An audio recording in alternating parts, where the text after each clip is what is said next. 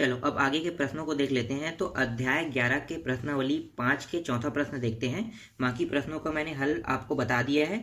तो आगे है चौथा प्रश्न है, एक समबाहु त्रिभुज ABC की भुजा 2A, उसके प्रत्येक शीर्ष लंब की लंबाई ज्ञात कीजिए। हमें शीर्ष लंब की लंबाई ज्ञात करना है। अब प्रश्न में सिर्फ इतना ही दिया रहेगा, ठीक है। इसके बाद आपको चित्र बनाना है। चित्र कैसे बनाना है तो देखो ध्यान देना, ABC एक त्रिभुज है कह रहा है, तो ABC त्रिभुज आप ये वाला चित्र देखना है मत, ठीक है। ये आपको समझ में नहीं आएगा।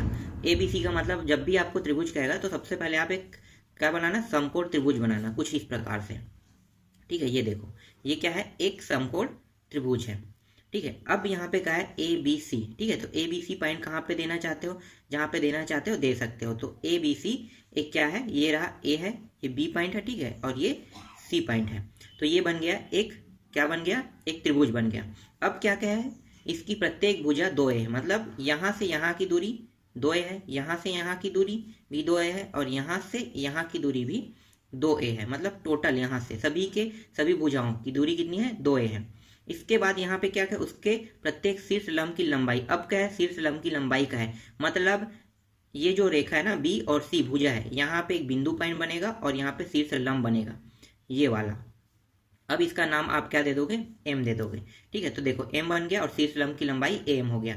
तो हमें ज्ञात क्या करना है, यही am का मान ज्ञात करना है, ठीक। समझ में आ गया, क्या ज्ञात करना है, am का मान ज्ञात करना है, ठीक। तो ये प्रश्न कैसे बनेगा, जैसे हमने तीसरा को बनाया था सेम वैसे ही इसको भी हल करेंगे। अब यहाँ पे देखो, ठीक है, यहाँ पे आपको लिखना है, ज्ञात करना है शीर्ष लंब की लंबाई, क्या ज्ञात करना है, am। आपने देखा ना यहाँ पे देखो am का मान ज्ञात करना है, तो am का मान ज्ञात करना है।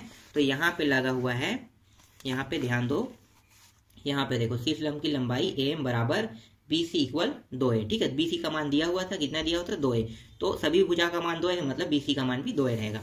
इसके बाद चूंकि सम त्रिभुज में शीर्ष से डाला गया लंब सम्मुख भुजा को समद्विभाजित करता है, ठीक है, मतलब दो हिस्सों में बांटता है। जो हमने लंब डाला है, इस यहाँ पे एक बार देख लो फिर से, ठीक है। ये देखो ये जो लंब है ये दो हिस्सों में, दो भागों में डिवाइड कर दिया इस त्रिभुज को, ठीक है। तो यही चीज यहाँ पे बताना चाह रहा था, ठीक। अब आगे देखते हैं, अब आते हैं यहाँ पे, ठीक है, BM का मान देखो। तो BM क्या है, ये आधा है, उसका आधा हिस्सा। यहाँ पे फिर से आते हैं चित्र में, आपको ऐसे समझ में नहीं आएगा। देखो BM, ठीक है, आधा है और ये आधा है, तो पूरे का मान तो 2A है, तो BM का मान कितना हो जाएगा, A हो जाएगा ना। तो इसको निकाल के बताएंगे। तो BM बराबर क्या लिखेंगे, CB/2 लिखेंगे तो आ जाएगा मान। तो देखो यहाँ पे आप देखते हैं फिर से, BM बराबर BC/2।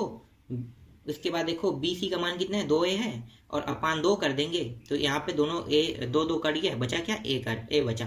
तो BM का मान कितना आ गया, A आ गया। अब हम क्या करेंगे, पाइथागोरस प्रमेय लगाएंगे। कौन से त्रिभुज में, तो देखो फिर से चित्र में आते हैं, AMB, ठीक है, AMB इन दोनों में से कोई भी लेके हल कर सकते हैं, हमें सिर्फ इस लंब का मान चाहिए।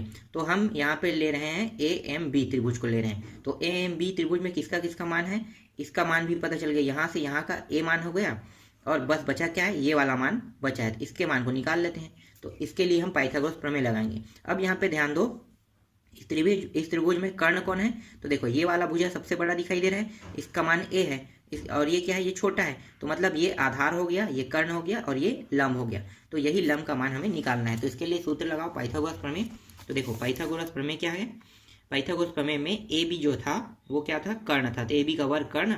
उसके बाद है यहाँ पे BM, ये क्या है, आधार है, और AM क्या है, AM जो है ये लंब है, ठीक है। तो मान रख देते हैं, इसका मान 2A हो गया, यहाँ पे वर्ग इसके साथ, इसका मान A था, A का वर्ग हो गया, और इसका मान हमें ज्ञात करना है, ठीक है। यहाँ पे AB लिखा हुआ है, ये AM है, ठीक है, AM लिखना आप लोग, AM का मान हमें ज्ञात करना है। तो चलो देखते हैं यहाँ पे, चलो मैं सुधार लेता हूँ, ये गलती हो गया ना, AM और यहाँ पे AM लिखना, ठीक है। AM का मान हमें ज्ञात करना है।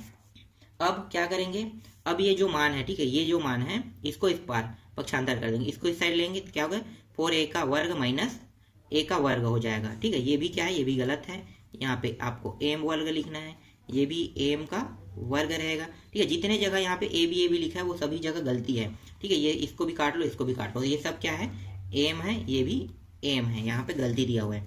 अब चलो आगे हल करते हैं। तो देखो यहाँ पे क्या हो गया, ये घट के कितना हो गया, 3A का वर्ग हो गया। अगर मैं यहाँ से वर्ग हटाऊं तो क्या बन गया, ये ए एम बन गया, तो ए एम बन गया तो इसके अंदर क्या लग जाएगा, अंडर रूट, तो ये आ गया अंडर रूट लग गया। ठीक है, यहाँ पे देखो इसमें वर्ग लगा, इसलिए क्या है, यही बस अंडर रूट से बाहर आ गया, बाकी अंडर रूट के अंदर 3 है, तो ए एम का मान कितना आ गया, अंडर रूट 3, और ए बाहर में आ गया। अब अतः शीर्ष लंब की लंबाई क्या हो गया, अंडर रूट 3, और ए तो बाहर में है, इंटू है, ए होगी। ठीक है, तो ये इसका आंसर होगा। समझ में आया ये प्रश्न? बस ऐसा ही आपको हल करना है, जैसे मैंने चित्र बनाया वैसे ही आपको चित्र बनाना है। चलो आगे देखते हैं 5वां प्रश्न। तो देखो 5वां प्रश्न क्या है, त्रिभुज ए बी सी एक समद्विबाहु त्रिभुज है जिसमें कोण सी बराबर 90 सिद्ध कीजिए कि ए बी स्क्वायर बराबर 2ac स्क्वायर है। ठीक है, यहाँ पे है। अब यहाँ पे हल दिया है तो आपको ये चित्र अभी दिखाई दे रहा है, लेकिन ये चित्र दिया नहीं है, आपको क्या करना है, बनाना है। तो कैसे बनाना है, तो सबसे पहले देखो एबीसी त्रिभुज, मतलब आपको सीधा कौन सा चित्र बनाना है, 90 अंश का कोण वाला, क्योंकि अगर वो याद है तो आप क्या करोगे, 90 अंश का कोण वाला चित्र बनाओगे। अब यहाँ पे देखो सी पॉइंट क्या है, 90 अंश का है, तो देखो ये रहा सी पॉइंट 90 अंश। तो यहाँ पे ए बी सी हम एक त्रिभुज बनाते हैं जिसमें सी को हमें क्या देना है, सी को हमें 90 अंश देना है। तो देखो सी यहाँ पे 90 अंश, जैसे यहाँ पे क्या है वैसे ही हमने यहाँ पे कर दिया। ठीक है, तो ये चित्र सही बना है। इसके बाद देखो सिद्ध कीजिए ए बी स्क्वायर बराबर 2ac का वर्ग, ये हमें सिद्ध करना है। क्या करना है, पाइथागोरस प्रमेय लगाना है, बस कुछ नहीं करना है, पाइथागोरस प्रमेय से हल करना है।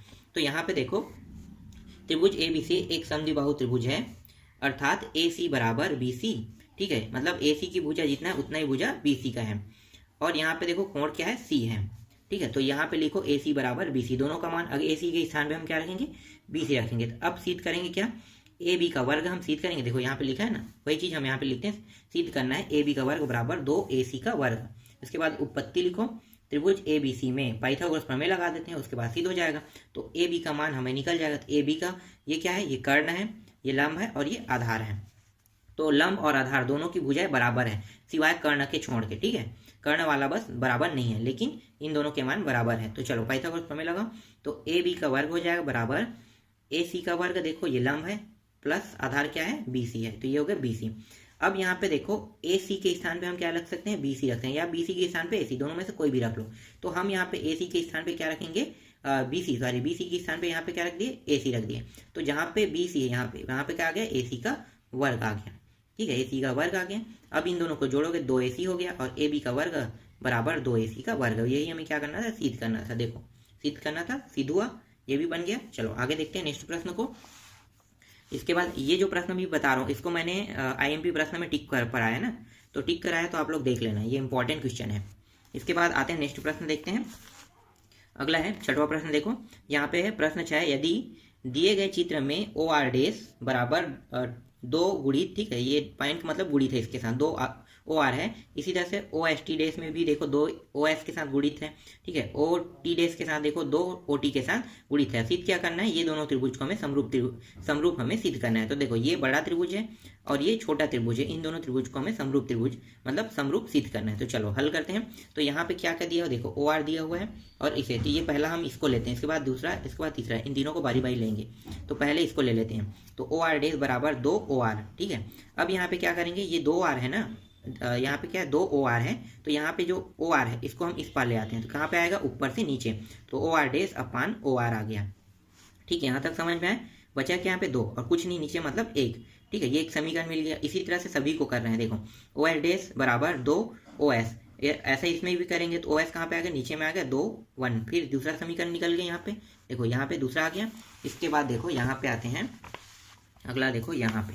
ठीक है, इसके बाद ओटी को करते हैं। तो ओटी में भी देखो सेम वैसी हुआ है। तो तीनों में क्या प्राप्त हो रहे हैं, 2/1 प्राप्त हुआ है। और इसके बाद समीकरण 1 2 3 तीनों की तुलना कर दो। तो देखो तीनों का मान कितना है, हम तीनों में 2/1 प्राप्त हुआ है। तो अगर 2/1 प्राप्त हो रहा है, इसका मतलब है कि ये जो त्रिभुज है ये समरूप है।